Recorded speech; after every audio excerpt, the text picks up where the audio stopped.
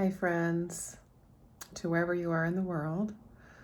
I get a lot of messages asking about connection, how I find connection to myself, how I stay present with being a mother. And I think this is a topic right now that is really important as we all are learning to navigate really just a whole new world. And I really feel as if, connection to our children is so important. A lot of us were not modeled how we have a close-knit relationship with our kids. So a lot of people, we can read books, we can listen to podcasts, we can educate ourselves, and try to find our way.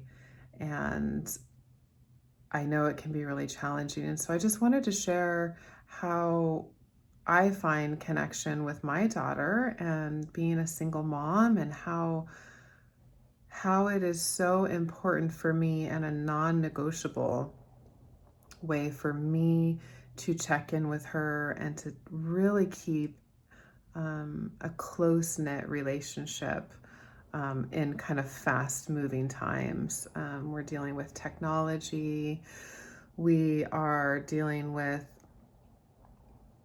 they're off to school for so many hours a day, and there's the school year goes by so fast. And so how do we find those moments with our kids that are impactful in ways that they're going to remember, that they were really listened to and heard from their parents? Something that I always do with my daughter is I check in on her all the time. So, meaning, when she's in her room on the phone, or if she's not on the phone, if I can't hear what she's doing, I just pop into her room every so often. And I say, "Who are you talking to? Who are you texting?" And I get into her world. I want to know what she's doing on her phone, what she's doing on her iPad. I think a lot of times as parents, we think, oh, our children need space. They need to do, what they want to do, connect with their friends. But we don't realize that the devices they have give so much power, and they're navigating how to use that power. And we, as their parents, me as her mom, I need to know what she's doing, what she's feeding her mind, what she's looking at, what she's listening to, who she's talking to. So it's okay for me to go in, and she's used to it, where I just go in and say, how are you doing? Who are you talking to? Who are you texting? Maybe ask, how are your friends doing? What's going on with your friends? And she will open up to me and share with me what's going on with her friends and in her friend group. Don't feel like you can't, don't feel like you can't peek into their world, because they may act like they don't want it, but trust me, they do want it. They want that connection.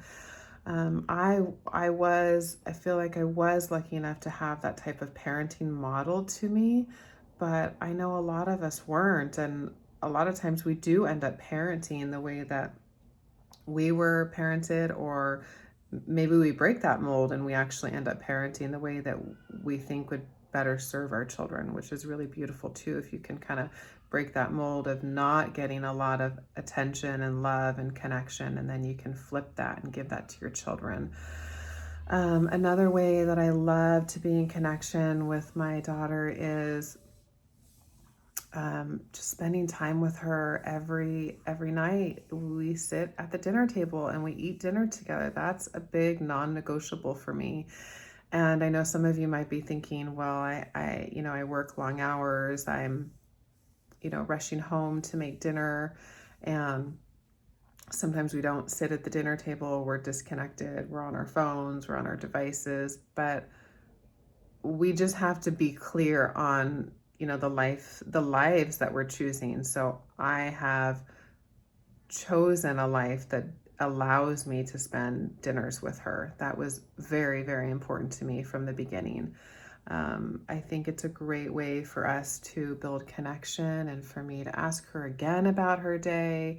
The things we talk about at the dinner table, they are pivotal. We have had a lot of deep conversations. There's a lot of laughter. There's even tears. Sometimes we play music, and sometimes we'll get up in the middle of dinner and dance. And it's just about being present with these kids. It just goes by so fast, and they want to be heard. They want that connection. And to me, it's important to be at the dinner table and create that meal for her, and then that meal that we share together. So no devices at the table, no, no tablet, no phones. I think that's really, really important. And I also really have taught her to, if we're not eating a meal together, if she's at home having lunch and she wants to watch a video or a movie, I would say about 90% of the time I say, no, I want you to be present when you're eating. I want you to be connected to each bite of food that you're having, and not just tune out and watch something while you're eating. I think that's really important, to be mindful with our food and how it's nourishing our bodies. And then you can know too when you're full, and you just have so much more awareness. What about like bedtime routines? I've done this with her since she was little, where every night I go into her room and we spend 10 or 15 minutes, and I get to talk about her day, and I get to ask her what, her favorite parts were of the day, or what were the hard parts, or how's it going at school, or who she's talking to at school, or what friends are making her feel good.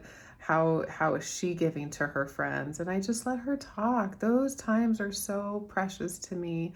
Again, bedtime routines can start at any age. I started that when she was little, but now with her as a teenager, it's just it's such a gift. It's such an amazing gift to be able to go into her room, spend those little moments with her, and ask her about her day. You would be surprised what our kids will share with us if we're just willing to let them open that door and listen.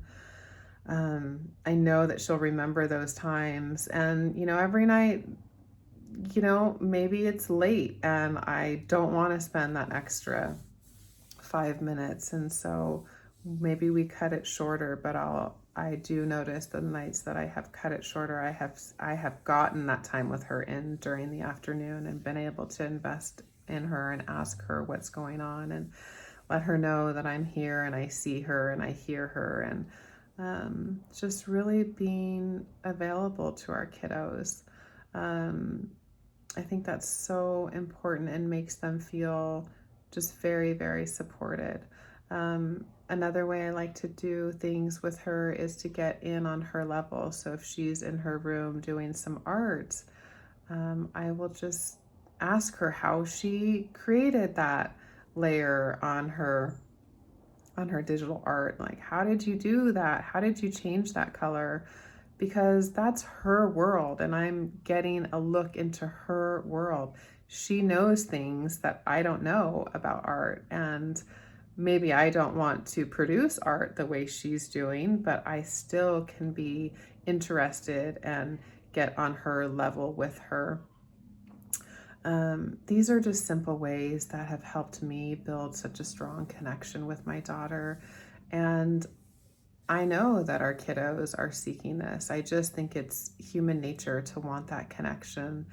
We are living in very uncertain times in the world, and I think spending time with our kids is so impactful.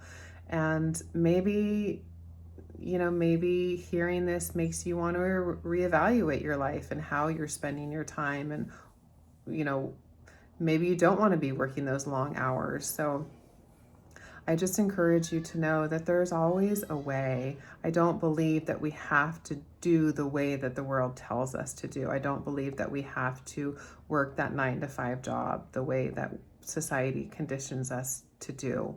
We have children. We want to invest in them, and they're only home with us for so long. So I hope you have found this video helpful. I hope it helps you open up a little bit more with your kids.